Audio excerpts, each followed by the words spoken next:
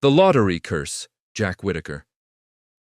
The man who was already rich. In the last few videos, we saw Mike Tyson lose everything out of ignorance, and 50 Cent save everything through cunning. But today we are going to talk about luck. We have all dreamed about it. If only I won the lottery, my life would be perfect. You imagine buying an island, helping your family, and living without a care in the world. But what happens when that dream comes true and turns into a horror movie? This is the story of Jack Whittaker, the man who won the largest jackpot in history on Christmas Day.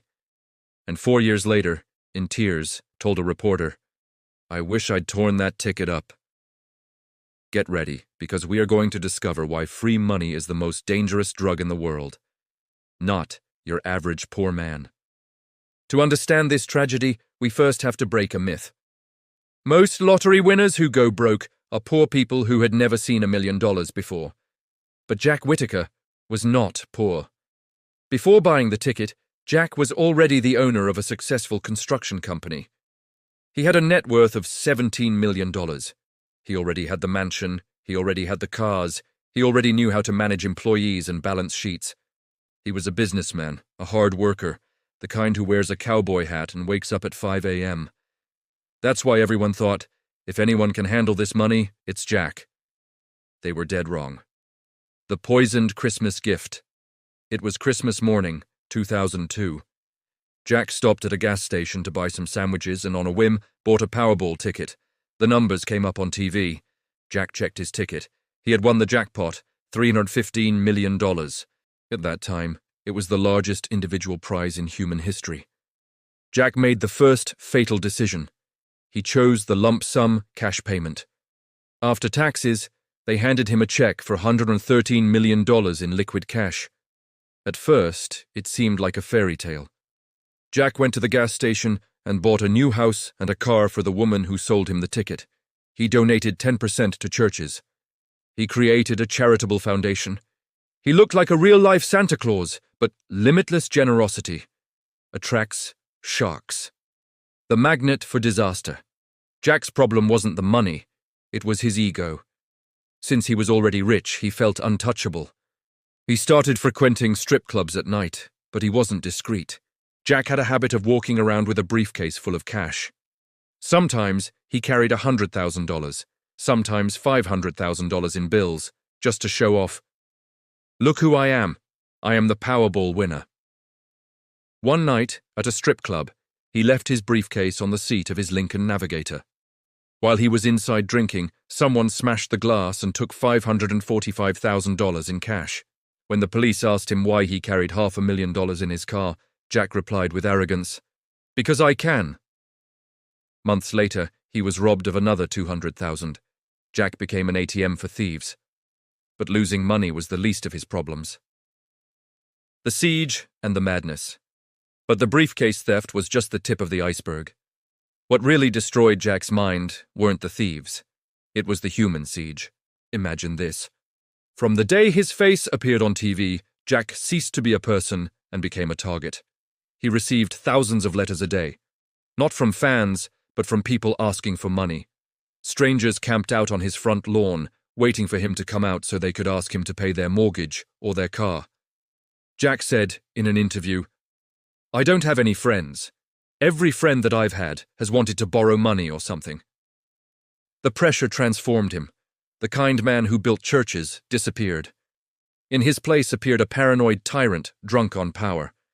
He started spending millions in Atlantic City casinos, but he didn't play for fun. He played with rage. On one occasion, he lost so much money, he tried to pay with bad checks. When the casino called him out, Jack didn't apologize. He threatened to kill the casino manager and his family, screaming, "You don't know who I am! I can buy all of you!" Money had made him untouchable in his own head. In just 4 years, Jack was involved in 460 legal lawsuits. Think about that for a second. 460 lawsuits. That is a new lawsuit every 3 days. Bar fights, harassment suits, DUI. Jack was at war with the world. He spent over $3 million just on lawyers to defend himself from his own mistakes.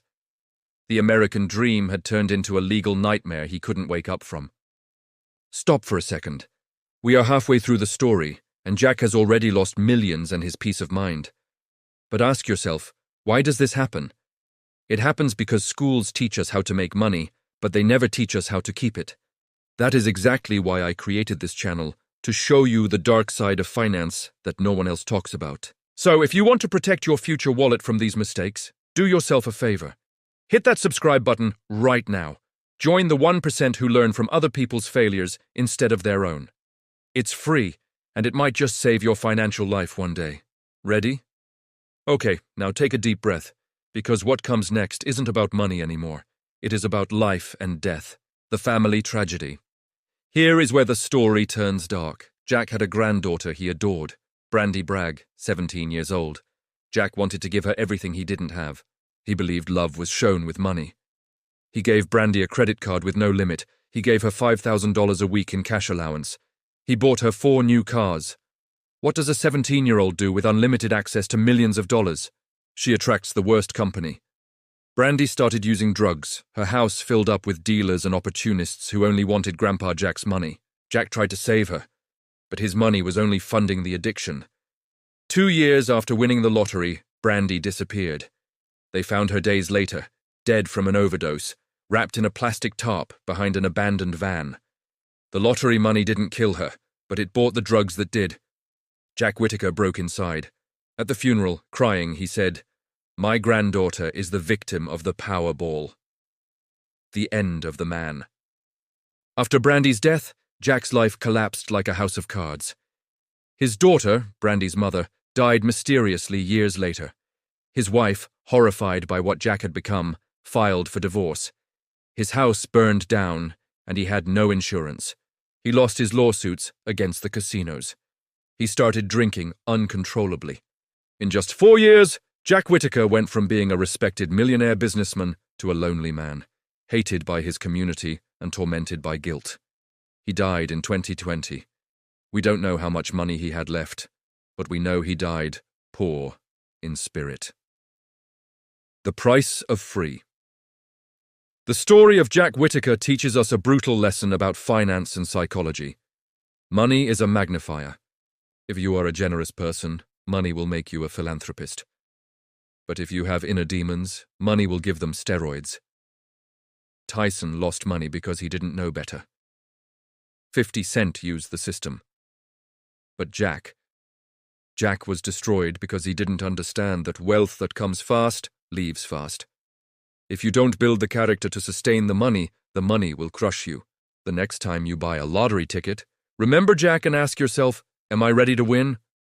Or would it be my death sentence? And now I want to ask you, if you woke up tomorrow with $300 million in your account, do you honestly think you could handle it? Or would you end up like Jack? Leave your answer in the comments, I'll be reading them.